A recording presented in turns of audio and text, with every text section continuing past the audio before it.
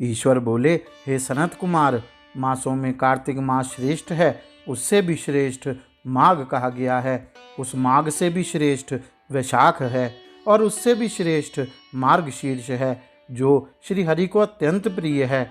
विश्वरूप भगवान से उत्पन्न होने से ये चारों मास मुझे प्रिय हैं, किंतु 12 मासों में श्रावण तो साक्षात शिव का रूप है। श्रावण मास में जब प्रतिपदा तिथि में सोमवार हो तो उस महीने में 5 सोमवार पड़ते हैं। उस श्रावण मास में मनुष्यों को रोटक नामक व्रत करना चाहिए।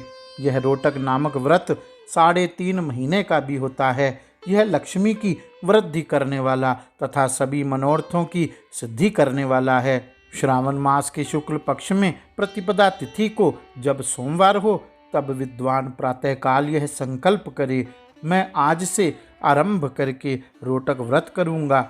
हे सुरश्रेष्ठ, हे जगत गुरु, मुझ पर कृपा कीजिए। भक्त को प्रतिदिन भगवान शिव जी की पूजा बेलपत्र, फूल, धूप, दीप और फल नैवेद्य से करनी चाहिए। विशेषकर 5 रोटक गेहूं की मीठी रोटी बनाकर 2 ब्राह्मण को, 2 स्वयं और 1 भगवान को अर्पित करें। यह व्रत लक्ष्मी वृद्धि और सभी मनोकामनाओं की पूर्ति करता है।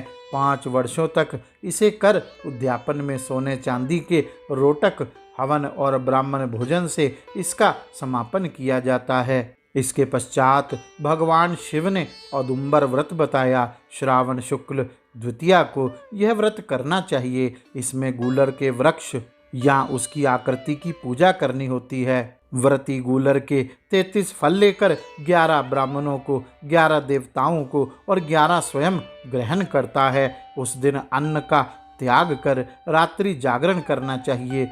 11 वर्षों तक व्रत करने के बाद सोने से बना गूलर वृक्ष बनाकर उद्यापन किया जाता है। हे वत्स, इस प्रकार व्रत किए जाने पर जो फल होता है उसे सुनिए। जिस प्रकार यह गूलर का वृक्ष बहुत जंतु युक्त फलों वाला होता है, उसी प्रकार व्रत करता भी अनेक पुत्रों वाला होता है और उसके वंश की वृद्धि होती है। वह व्रत करने वाला स्वर्णमय पुष्पों से युक्त वृक्ष की भांति लक्ष्मीप्रद हो जाता है। हे सनत कुमार, आज तक मैंने किसी को भी यह व्रत नहीं बताया था। गोपनीय से गोपनीय इस व्रत को मैंने आपके समक्ष कहा है। इसके विषय में संशय नहीं करना चाहिए और भक्तिपूर्वक इस व्रत का आचरण करना चाहिए।